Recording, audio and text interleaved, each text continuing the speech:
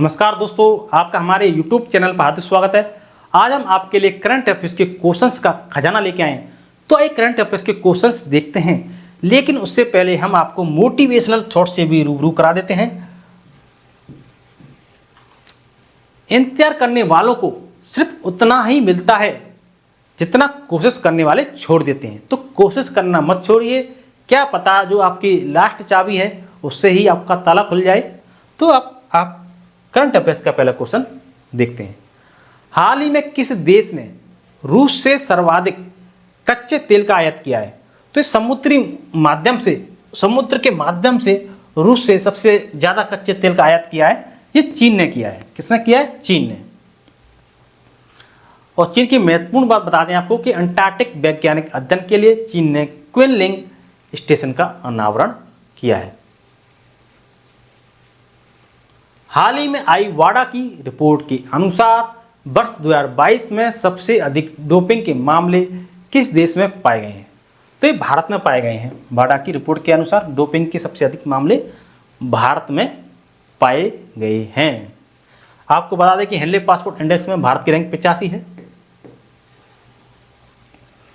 हाल ही में supreme court ने किस राज्य की मदरसा शिक्षा नीति को असंवैधानिक घोषित करने वाले फैसले पर रोक लगा दी है? यानी कि हाई कोर्ट ने मदरसा शिक्षा नीति को संवैधानिक घोषित किया, लेकिन सुप्रीम कोर्ट ने उस पर रोक लगा दी। तो ये उत्तर प्रदेश की बात है, ये उत्तर प्रदेश की। और उत्तर प्रदेश की बात बता दें आपको कि मथुरा के प्रसिद्ध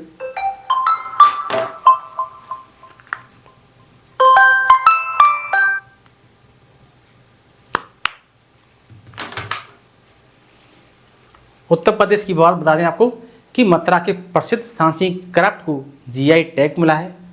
महात्मा बुद्ध कृषि एवं प्रौद्योगिकी विश्वविद्यालय का शिलान्यास कुशीनगर में किया गया है। देखो, उत्तर प्रदेश की मथुरा में जो सांझी है, सांझी क्राफ्ट को जीआई टैग मिला है।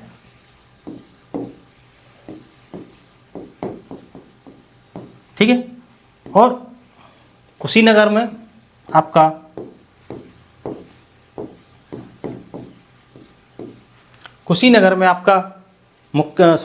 महात्मा बुद्ध कृषि एवं प्रौद्योगिकी विश्वविद्यालय का शिलान्यास हुआ है।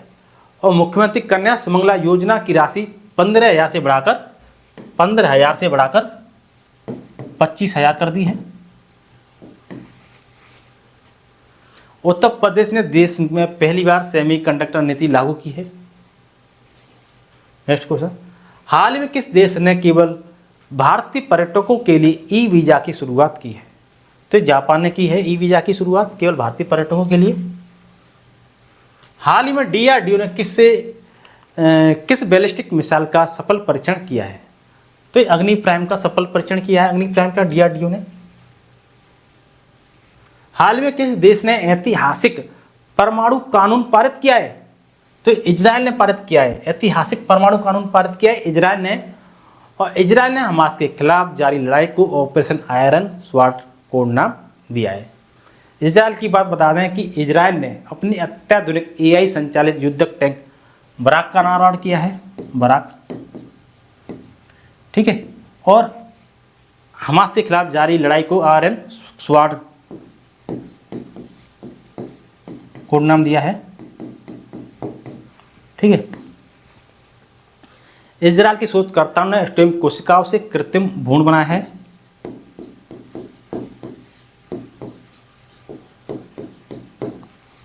ठीक है। बेल ने इजराइल के एयरोस्पेस इंडस्ट्रीज के साथ समझौता किया है।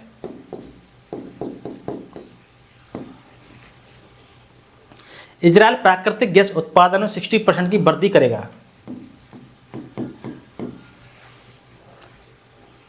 नेक्स्ट क्वेश्चन देखते हैं। हाल ही में भारत सरकार ने कब तक यूरिया आयात समाप्त करने की योजना बनाई है? तो 2025 तक यूरिया आयात समाप्त करने की योजना बनाई है। यूरिया को आयात किया जाता है तो 2025 तक समाप्त करने की योजना भारत सरकार ने बनाई है। हाल ही में किसके द्वारा लिखित पुस्तक द आइडिया ऑफ डेमोक्रेसी का विमोचन हुआ है? तो ये सैम पित्रोदा ने लिखी है। ये सैम पित्रोदा ने। हाल ही में किसे जर्मन लोकतंत्र पुरस्कार मिलेगा? तो यूलिया नवल्या है यूलिया नवलन्या, इनको जर्मन लोकतंत्र पुरस्कार मिलेगा। हाल ही में जारी आंकड़ों के अनुसार कितने लाख उपयोगकर्ताओं ने आरबीआई की डिजिटल मुद्रा को अपनाया है? तो 50 लाख उपयोगकर्ताओं ने आरबीआई की डिजिटल मुद्रा को अपनाया है। 50 लाख उपयोगकर्ताओं। नेक्स्ट क्वेश्चन, हाल ही में इसरो की टीम को किस मिशन के लिए प्रतिष्ठित जॉन एल जैक स्विगट जूनियर पुरस्कार के लिए चुना गया? तो चंद्रयान 3 मिशन है जो कि काफ़ी सफल मिशन माना जाता है, उसके लिए पुरस्कार मिला है। हाल ही में वित्त आयोग के सदस्य के रूप में किसे नियुक्त किया गया है? तो वित्त आयोग के सदस्य के रूप में मनोज पांडा को नियुक्त किया गया है। वित्त आयोग के सदस्य के रूप में मनोज पांडा को नियुक्त किया गया है। हाल ही में किसे राष्ट्रीय महिला हॉकी कोच नियुक्त किया गया है? तो राष्ट्रीय महिला हॉकी कोच हरेंद्र सिंह को नियुक्त किया गया है। राष्ट्रीय महिला हॉकी कोच हरेंद्र सिंह को नियुक्त किया गया है। किसको नियुक्त किया गया? हरेंद्र सिंह को।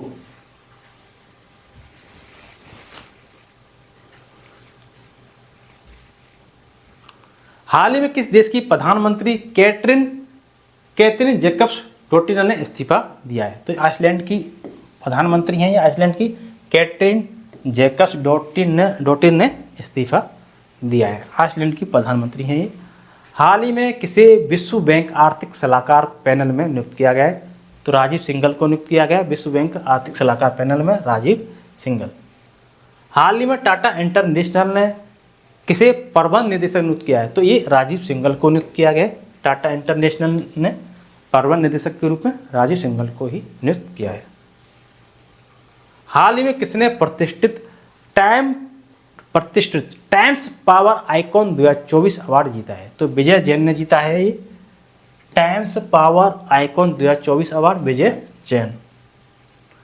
हाल ही में नाटो प्रमुख ने किस देश के लिए 100 अरब यूरो का फंड जारी किया है? तो ये यूक्रेन के लिए जारी किया है। नाटो प्रमुख ने 100 अरब यूरो का फंड यूक्रेन के लिए जारी किया है। हाल ही में अब्देल फतेह अल सीसी किस देश के तीसरी बार राष्ट्रपति बने हैं? तो ये मिस्र के तीसरी बार राष्ट्रपति बने हैं अब्देल फतेह अल सीसी। हाल ही में दुनिया का सबसे शक्तिशाली लेजर कहाँ विकसित किया गया है? तो ये रोमानिया में विकसित किया गया है। सबसे शक्तिशाली लेजर, दुनिया का सबसे शक्तिशाली लेजर रोमानिया में विकसित किया गया। हाल ही में किसने एसोचैम के अध्यक्ष के पदभार संभाला है? तो ये संजय नायर ने संभाला है। संजय नायर ने एसोचैम के अध्यक्ष का पदभार। हाल ही में किसी अंतर्राष्ट्रीय संस्कृति अवार्ड से सम्मानित किया गया है? तो ये मीना चंदारा को संस्कृति अवार्ड से सम्मानित किया गया है, मीना चंदारा।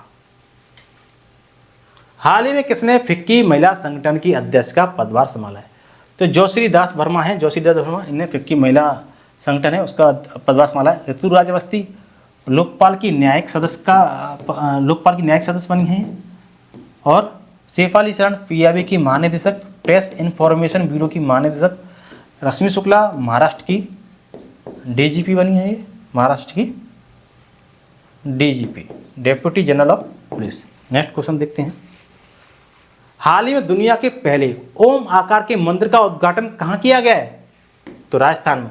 ओम आकार के पहले मंदिर का उद्घाटन राजस्थान में किया गया है। हाल ही में आईसीसी एलिट पैनल में शामिल होने वाले पहले बांग्लादेशी एम्पायर कौन बने हैं? तो सरफुद्दौला इब्ने है, ये सरफुद्दौला इब्ने।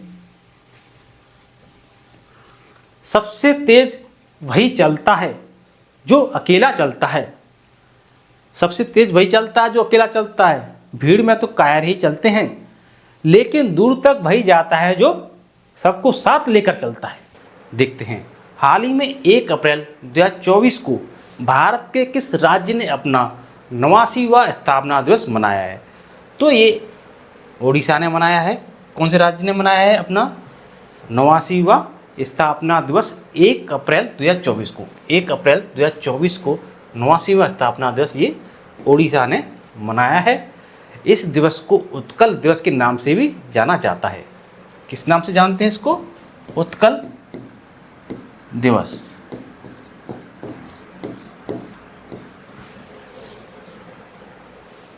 एक अप्रैल 1936 को देश के प्रथम भाषा आधारित राज्य के तौर पर उत्कल प्रांत का गठन हुआ था। इस वर्ष राज्य का 89वां स्थापना दिवस मनाया गया है। 1 अप्रैल 1936 को भाषा के आधार पर इसका गठन हुआ था ओडिशा का 1 अप्रैल 1936 को। नेक्स्ट क्वेश्चन देखते हैं।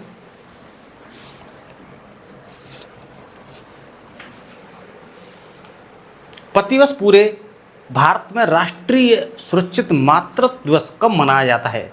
तो ये 11 अप्रैल को मनाया जाता है। 11 अप्रैल को इस दिवस को प्रतिवर्ष 11 अप्रैल को मातृ मृत्यु दर को कम करने के लिए गर्भवती या नई माताओं को बेहतर चिकित्सा सुविधाएं प्रदान करने के उद्देश्य से मनाया जाता है। वर्ष 2003 में व्हाइट रिबन एलायंस की पहल पर भारत सरकार ने 11 अप्रैल को राष्ट्रीय सुरक्षित मातृत्व दिवस मनाने की घोषणा की थी। तो ये आपका हो गया। नेक्स्ट क्वेश्चन देखते हैं। प्रतिवर्ष पूरे भारत में रिजर्व बैंक ऑफ इंडिया का स्थापना दिवस किस तारीख को मनाया जाता है? तो ये 1 अप्रैल को मनाया जाता है। आरबीआई का स्थापना दिवस 1 अप्रैल को मनाया जाता है। भारत में 1 अप्रैल 1935 को रिजर्व बैंक की स्थापना हुई थी। रिजर्व बैंक की स्थापना कब हुई थी? 1 अप्रैल 1935 को। इसकी स्थापना हुई थी, लेकिन 1 जनवरी 1949 को इसका राष्ट्रीयकरण किया गया। 1 जनवरी 1949 को इसका राष्ट्रीयकरण किया गया। यह केंद्रीय बैंकिंग प्रणाली है। नई दिल्ली, मुंबई, कोलकाता, चेन्नई में इसके क्षेत्रीय कार्यालय हैं। कहाँ पर है इसके क्षेत्रीय कार्यालय? नई दिल्ली में है, मुंबई में है, इसका नई दिल्ली में है, मुंबई में है, कोलकाता में है और चेन्नई में इसके क्षेत्रीय कार्यालय हैं।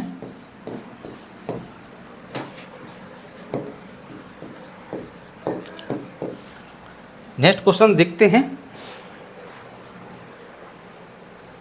हाल ही में 30 मार्च 2024 को राजस्थान राज्य ने अपना कौन सा स्थापना दिवस मनाया है? तो 75वां स्थापना दिवस मनाया है राजस्थान राज्य ने। आपको बता दें कि जोधपुर, जयपुर, जैसलमेर, देखो ट्रिपल जे और बी, ट्रिपल जे और बी, जोधपुर, जयपुर और जैसलमेर और ये बी से बीकानेर रियासतों का विलय 30 मार्च 1949 को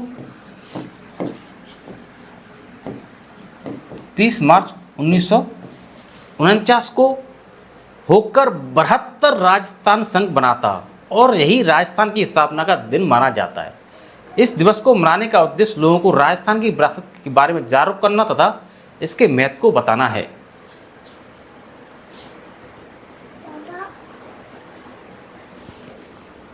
जल्दी से खत्म हो गई।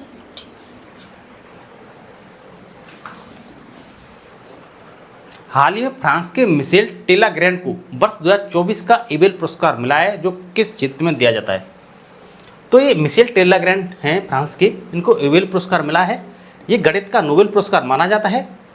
ठीक है, इन्हें यह पुरस्कार इसलिए मिला है क्योंकि एबेल समिति का कहना है कि गणितीय भौतिकी और सांख्यिकी में उत्कृष्ट अनुप्रयोगों के साथ संभाव्यता सिद्धांत और कार्यात्मक विश्लेषण में इनका अभूतपूर्व योगदान सराहनीय है। इन्हीं के योगदान के कारण हमारे जीवन को आकार देने वाली जटिल यादृच्छिक प्रक्रियाओं को समझने और नेविगेट करने की हमारी क्षमता को उन्नत किया गया है। नेक्स्ट क्वेश्चन है हमारा, प्रतिवर्ष दुनिया भर में विश्व स्वलीनता जागरूकता दिवस कब मनाया जाता है? तो ये 2 अप्रैल को मनाया जाता है। इस दिवस को प्रतिवर्ष 2 अप्रैल को ऑटिज्म स्पेक्ट्रम डिसऑर्डर से पीड़ित लोगों के बारे में अपने नागरिकों के बीच जागरूकता बढ़ाने के उद्देश्य से मनाया जाता है। प्रतिवर्ष दुनिया भर में विश्व स्वास्थ्य दिवस कब मनाया जाता है? तो इस 7 अप्रैल को मनाया जाता है विश्व स्वास्थ्य दिवस। और 7 अप्रैल को दुनिया भर के लोगों को उनके स्वास्थ्य के प्रति जागरूक करने के उद्देश्य से यह दिवस मनाया जाता है। और इस दिवस की theme my health my right, यानी मेरा स्वास्थ्य मेरा अधिकार रखी गई है। My health my right.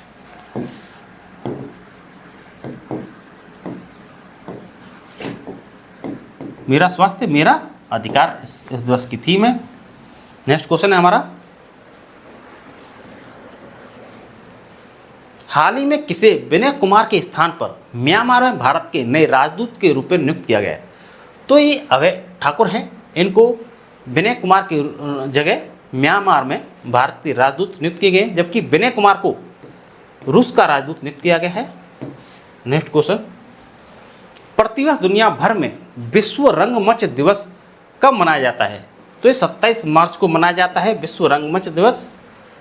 वर्ष 1961 में इंटरनेशनल थिएटर इंस्टीट्यूट ने इस दिन की स्थापना की थी। इस दिवस को मनाने का उद्देश्य लोगों में थिएटर को लेकर जागरूकता लाना और थिएटर की अहमियत याद दिलाना है। और इस दिवस की theme theatre and the culture of peace रखी गई है। नेक्स्ट क्वेश्चन देखते हैं, हाल ही में भारत और किस देश के बीच संयुक्त सैन्य अभ्यास टाइगर ट्रैम्प 24 शुरू हुआ है? तो भारत और संयुक्त राज्य अमेरिका के बीच हुआ है टाइगर ट्रैम्प 24। नेक्स्ट क्वेश्चन है हमारा, प्रतिवर्ष 10 अप्रैल को दुनिया भर में विश्व होम्योपैथी दिवस किस व्यक्ति की जयंती पर मनाया जाता है? तो डॉक्टर सैमुअल हैनीमैन जी की जयंती पर यह दिवस मनाया जाता है। ये इसके संस्थापक हैं और जर्मन चिकित्सक हैं ये।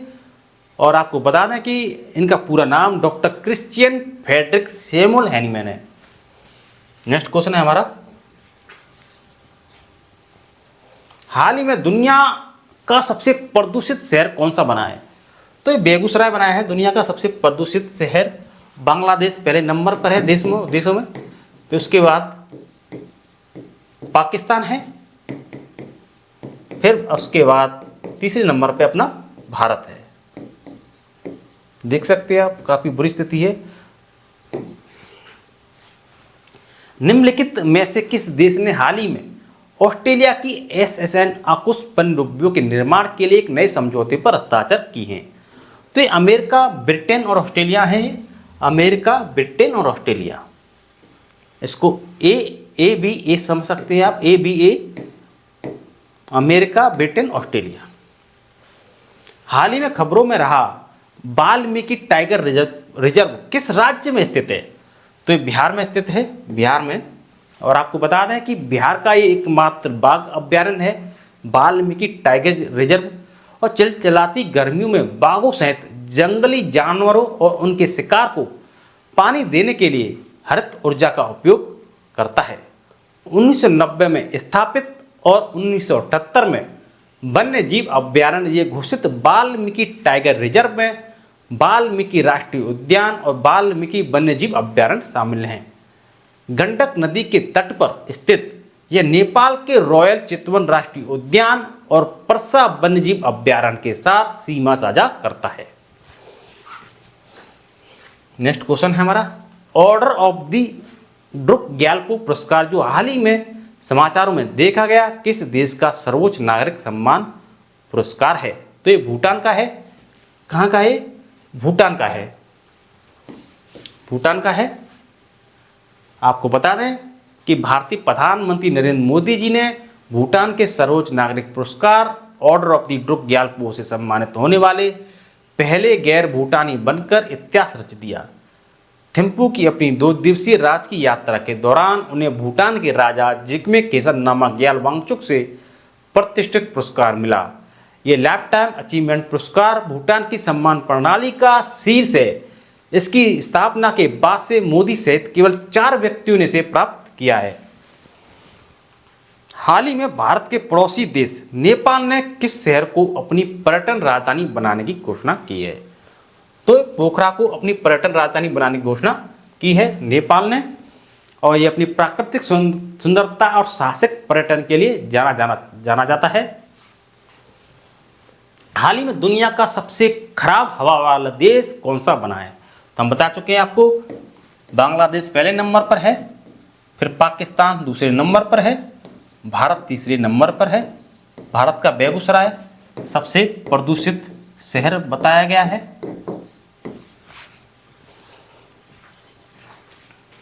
और आपको बता दें कि बांग्लादेश के बारे में कि बांग्लादेश के प्रधानमंत्री ने मुस्लिम देशों के लिए साझा मुद्रा की वकालत की है। और आपको बता दें कि बांग्लादेश ने अंडर 19 एशिया कप का खिताब भी जीता है।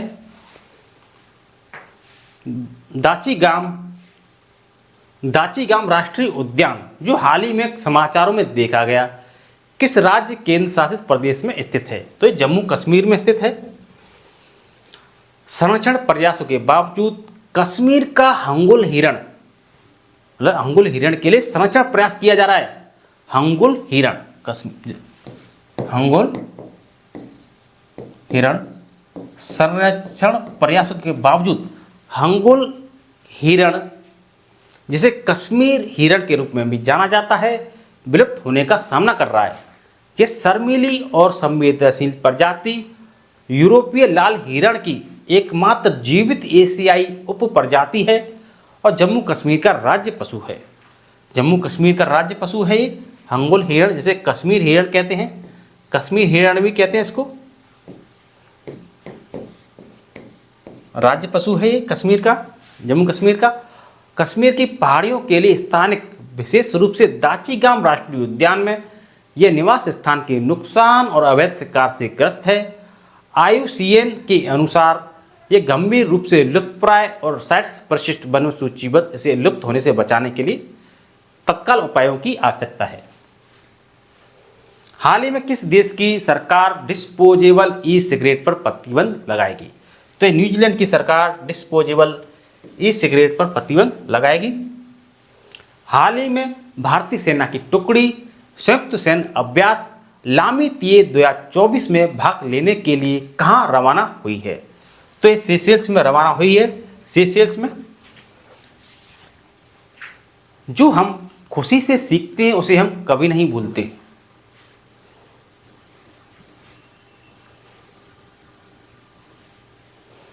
आशा करता हूं कि आपको हमारा वीडियो अच्छा लगा होगा। यदि आपको हमारा वीडियो अच्छा लगा हो तो वीडियो को लाइक एंड शेयर जरूर करें, चैनल को सब्सक्राइब करें, कमेंट बॉक्स में कमेंट करें। अब तक के लिए धन्यवाद।